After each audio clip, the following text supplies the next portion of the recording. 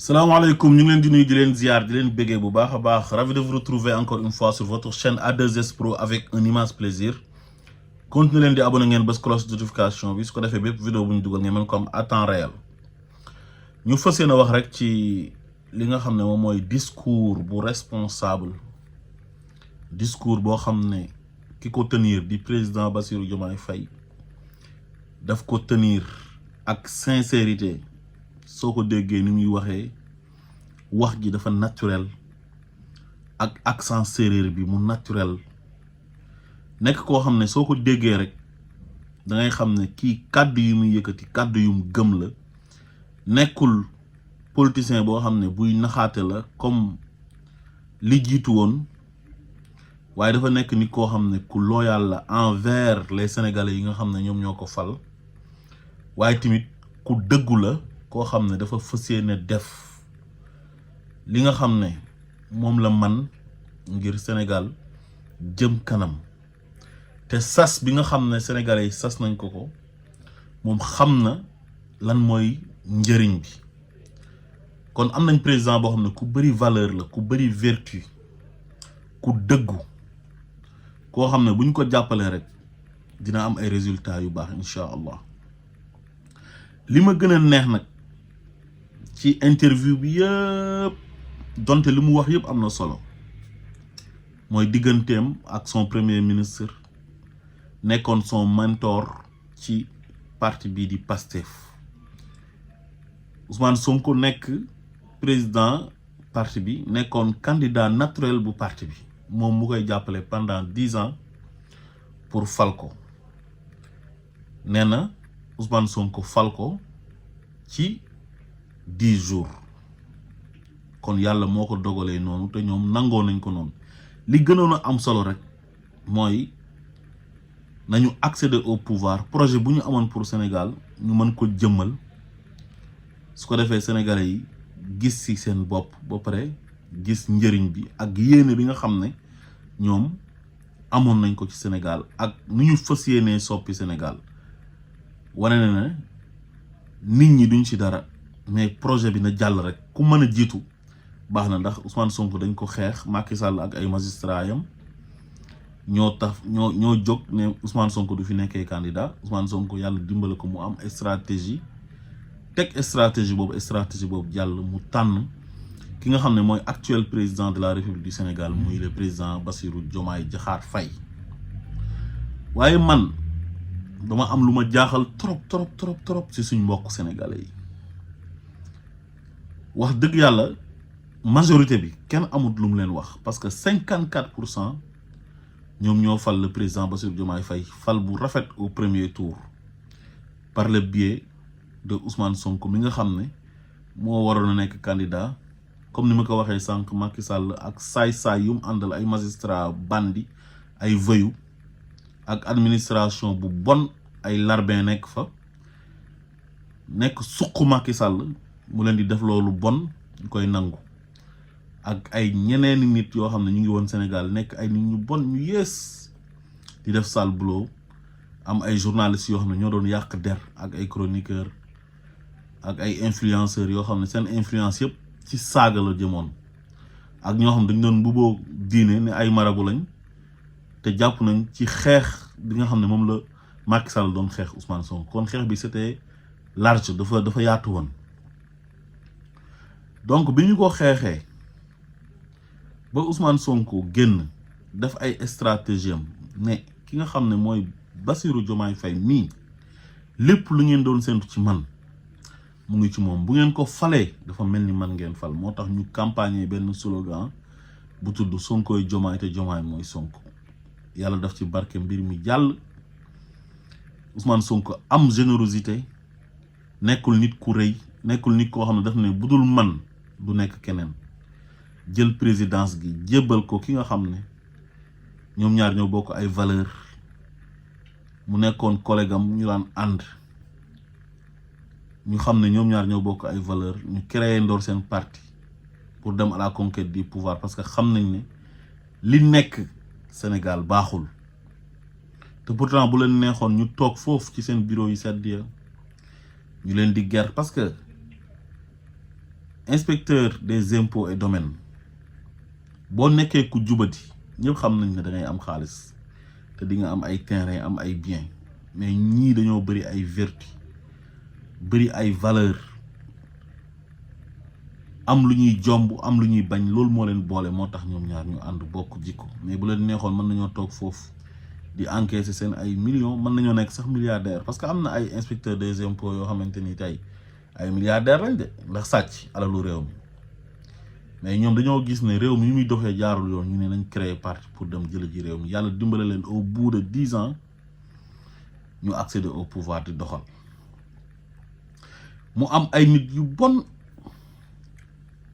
ay nit ñu yées ñoo xam ne nee nañ loolu yëpp gisuñ ko benn nit lañ singali muy nit ku ñuy wax Ousmane Sonko bañ ko bañ goo xam ne dafa jéggi dayoo ba ñoom rôle opposition sax duñ ko jouer waaye ñoom ni ñuy opposé woo c'est la haine mu nekk loo xam ne c'est du jamais vu maanaam bi mu nekkee dans l'opposition moom Ousmane Sonko sax ñi koy opposé nii actuellement bi mu nekkee au pouvoir ñoo ko doon opposé bi mu nekkee dans l'opposition te loolu mosul am Sénégal opposer un opposant bàyyi président bi muy def ay yu bonam ak yu yées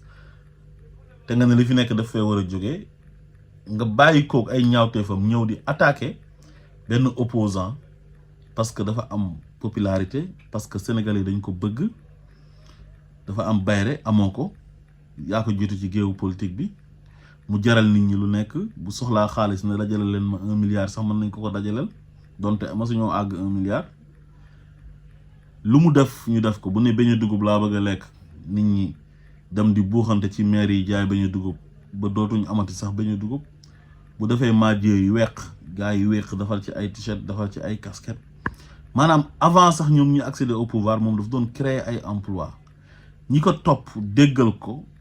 am benn élan de solidarité ba ñëpp bëgg sax adhérer Pastef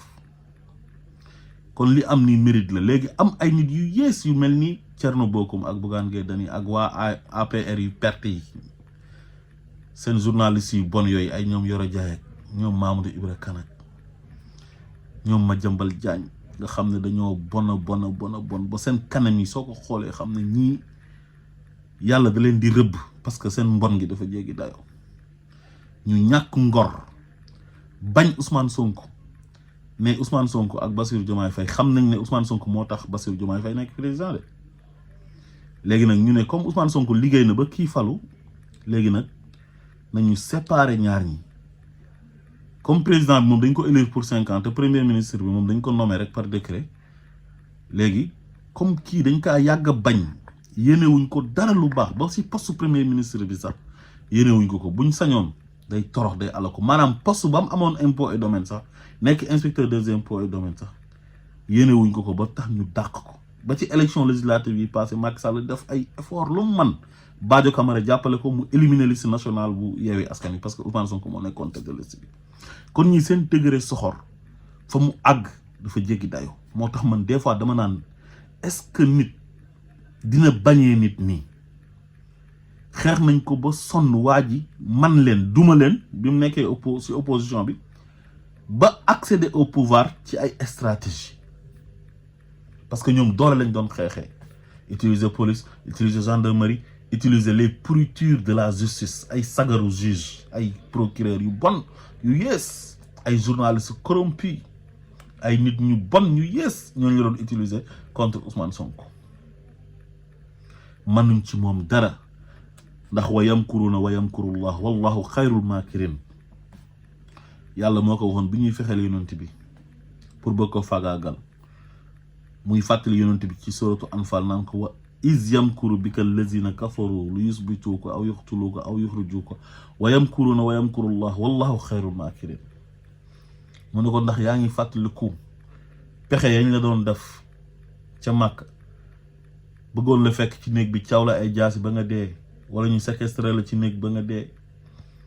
wala ñu takk la ci gëlëm bi di la diri ba nga dee waaye seen pexe yooyu man yàlla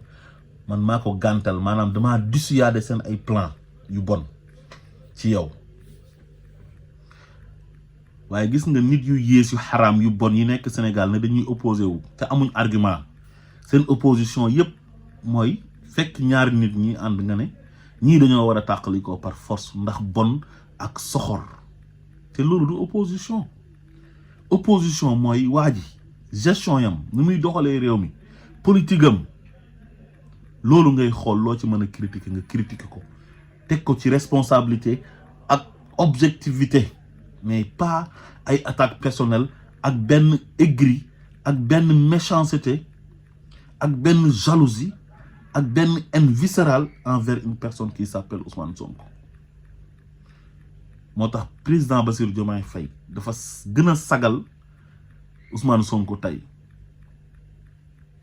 daf ñu gën a réconforter dafa rusloo voyou yi bandi yi nit ñu bon ñi nga xam ne seen guddi ak bëccëg yépp lu ñu doon fexe mooy jéem a tàqale ñaar ñi nga xam ne ñooy ànd di ànd ci ngor di ànd ci bëggante ak soppante di ànd ci ay valeur kenn ki naroon na nekk président de la république facilement ñu xeex ko mu ne keneen ki na dem léegi ki fexe ba kii falu ñu ne kooku dinañ fexe ba tàqale leen ci ay wax ay fen ay kàcc yéen a bon billahi wallahi watallahi du ngeen am ndam ba àdduna du tukki président Diomaye wax na leen ko de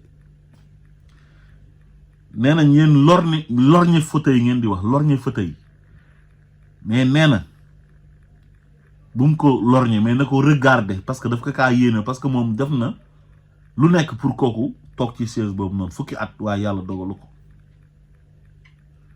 président Diomaye lii rek lañ doon séntu ci yow lii rek lañ doon xaar ci yow jërëjëf Faye yaa baax seytaane yi yéen a bon yàlla na leen yàlla alak yàlla ngeen torox man jàppoon naa ne su ngeen amee ngor nekk ay nit ñu baax da ngeen a waroon a sax encourager le président Diomaye pour mu gën a fonk Ousmane Sonko ndax li Ousmane Sonko daj pour mu nekk président de la république yéen su ngeen nekkoon nit ñu baax loolu ngeen di def mais ay nit yu mbubboo jullit soo leen laajee ñu ne ay jullit lañ seen xol yu ñuul ba bon ba lakk ndax lu yàlla may nit ki mayu leen ko rek ngeen jël opposition bi sopp ko benn en ne bu ngeen sañoon nit ki dana dee xam naa bu ngeen sañoon sax ndeysaan Ousmane Sonko ci kaso ba lay dee ñu jël ko dem suul ko ngeen mën a kontaan waaye Ousmane Sonko da leen di raw ba àdduna di tukki parce que da leen a gën li tax ma ne da leen a gën loolu yàlla moo ko wax ci alxuraan man waxuma ko de yàlla moo ne yaa ayyuhan naasu inna xalaqnaakum min zakarin wa unsa wa ja'alnaakum shu'uban wa qabaa'ila li ta'arafu inna akramakum 'inda allahi atqaakum yéen nit ñi dama leen a bind ngeen nekk góor ak jigéen nekk ay xeet ak ay famille ngir ngeen xamante waaye ki gën ci yéen mooy ki gën a ragal yàlla Ousmane Sonko koo gën a ragal yàlla gisuma ko nit ku jub la nit ku mën a jaamu yàlla la nit ku baax la nit ku fonk alquran la nit ku am kóllëre la nit ku rafet xol la te yawma laa yanfa'u maalun wala banuun illa man ata Allah bi xalbi salim bés penc bu ñu fa demee alal du fa compter doom du fa compter waaye xol bu set moo fay compter te makaarimal axlaaq yëpp daje na ci moom ci baax ci gore ci yiw ay nit yi mbubawoo diine ne ñoom diine lañ nekkal Sénégal ay nit yi mbubawoo jullit ne ay doomi jullit lañ gis nit ku baax koo xam ne jotewul ak ñoom dara lu dul dafa baax ñu taxaw ne ñoom duñ bëgg ku baax ñoom ku bon la ñuy bëgg def ko noon bañ ko nañ soppi suñ jikko yi yàlla xol lay fay nit ki mën nga bañ a ànd ak moom gis-gis ci wàllu politique mën nga bañ a ànd ak moom gis-gis ci leneen mais bu ko bañ nangul ko li ko yàlla may loo bañ njomboor nangul ne mën na daw te noppam yi gudd na loolu du la wàññi dara. am na yoo xam ne wàññiwul nit dara wax sa mbaaxu waaye du wàññi sa mbaax dara. kenn obligé wu leen pour ngeen ànd ak Ousmane Sonko wala lépp lu mu def ngeen na ànd ngeen ci, parce que unanimité kenn mënu ko am. yàlla sax amu ko. yàlla sax am na ñoo xam ne ñu ngi taxaw instant bi naan amut. yonent bi amu ko, yonent yi ko jiitu woon amuñ ko. waaye nag dafa am yoo xam ne c'est le minimum. mooy nit da nga war a honnête. loolu c'est très important. nit da nga war a am benn élégance rawatina ak politique, ce qu'on appelle l'élégance républicaine. loolu dafa baax ci politicien. mais di opposé wu d'une manière boo xam ne maanaam yow en nga koy defee. ñu def 3 mois nga génn ne di nga dal ci seen kaw, di nga leen saaga, di nga leen xas, di nga leen attaquer personnellement, ñii di utiliser seen ay support médiatique di ci xeex. loolu defe naa ne yàpp sénégalais yi la ak yàpp yàlla. parce que yàlla moo ne qulillahumma malikal mulki tuutil mulka man tasha. man maay xool nguur ku ma neex ma jox ko jaarale ko ci peuple sénégalais bi. ñu tànn président Bassirou Diomaye Faye ginnaaw bi leen ko Ousmane Sonko digalee ñu defal ko parce que dañ ko bëggoon a fal. Macky Sall na kenn du ko fi fale. Ousmane Sonko ne man ngeen bëggoon a fal, xeex nañ ma, fal leen Bassirou Diomaye Faye. man ak moom benn lañ. sénégalais yi tànn matagul 3 mois ngeen génn di weddi yàlla. benn yàlla ngeen njëkk a weddi mooy la volonté divine. beneen bi mooy ngeen weddi la volonté populaire. loolu c'est du manque de respect notoire vis-à-vis des sénégalais. bala ngaa opposé wu xanaa sax di nga bàyyi waa ji doxal ay at, wala sax nga may ko mu am 1 an boobu lim jot a def nga xool yow noo koy évaluer. xool loo xam ne àndoo ci nga ne lii ànduma ci nu mu ko defee baaxul. dafa ngeen ne Thierno Bocoum mu bon moom noonu nga xam ne xolam bi moo koy lakk fu mu nekk nii, te loolu moo koy rey ba mu dee. su taxawee ba naan Ousmane Sonko matul premier ministre nga xam ne kii dafa bon, dafa soxor. mais soxor gi mu soxor moo koy lakk moog ñeneen ñu mu àndal. ñoom ñëpp ñun suñu sañoon wallahi duñu wax ak yéen nii, mais ku bindoo ni tama rek ñu tëggee leen ni tama. ni ngeen mel rek noonu la ñuy waxee ak yéen, parce que baaxu leen tey, baaxu leen suba, baaxu leen ëllëg. Ousmane Sonko bi muy opposé Macky Sall sax lu tax mu opposé woo façon boobu, Macky Sall moo ko ci mais au début débat di lay indi, mais Macky Sall ko ci violence. te Ousmane Sonko il n'est pas comme ça. te lim doon xeex ak Macky Sall gàtsa bi yëpp am na fu mu doon yem, am na limite. daawul attaqué sax Macky Sall ci di dugg ci ay vie privée am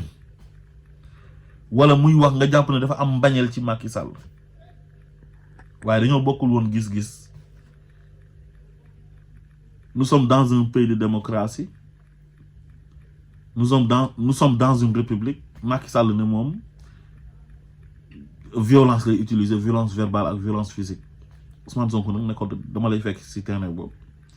te loolu mooy fulla, loolu mooy fayda. yonent bi sax biñ ko fekk see ci violence daf leen say uy si xeex ba taxawal diine ji. kon président Bassirou Diomaye Faye ñu lay gërëm di la sant di la ñaanal yàlla, yàlla na yàlla sàmm sa njaboot, yàlla nga am résultat. réew mi ñu la dénk yàlla nga fi def loo xamante ni président yi la jiitu woon masuñ kaa def.